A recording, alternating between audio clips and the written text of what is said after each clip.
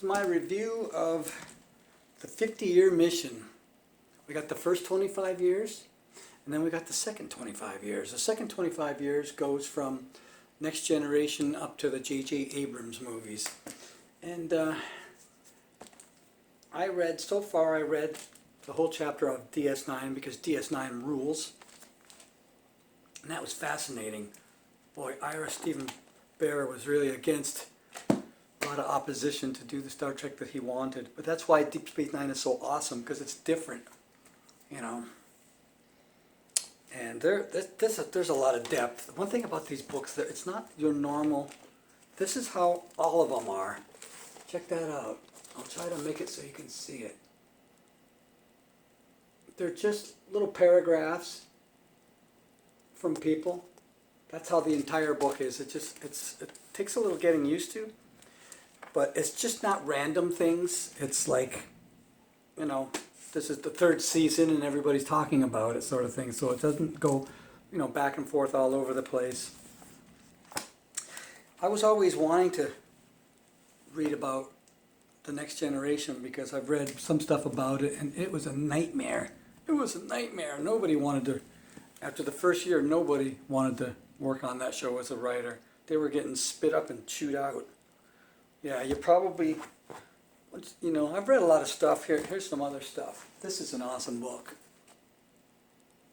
I mean, which two guys know more about Star Trek than Bob Justman and Herb Solo? And then these came out. These were incredible. This is like, what, 7 years ago? There's one for every season. And I learned an awful lot from that. And these were made in 2016, I believe. So there's a lot of newer stuff. And some of it's really old because people die. People die. It's what we do when we get old. But it's you might not like Roddenberry at all after reading this. I mean, that dude, he was out of his mind. At a certain point, I think he had Alzheimer's or something. But he'd say one thing to a person, then he'd yell at them. He'd tell somebody what to do, they would do it, and then he would freak out. And the one thing about Roddenberry was he was not afraid to rip you off. He was always screwing people out of money. Always. He really liked to do that. Even back in the original Star Trek, Alexander Courage, he wrote the Star Trek theme. Roddenberry wrote these stupid lyrics. So he got half of Alexander Courage's royalties. Anyway, it's not all about dissing Roddenberry. I'm looking forward to reading it, but it's heavy. It's heavy. What happens to the Earth's gravitational pull in the future, Marty?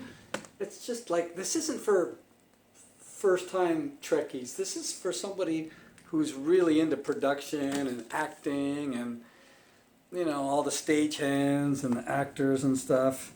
It's just like so much information to digest. If you're not like hardcore into Star Trek, you wouldn't like these at all.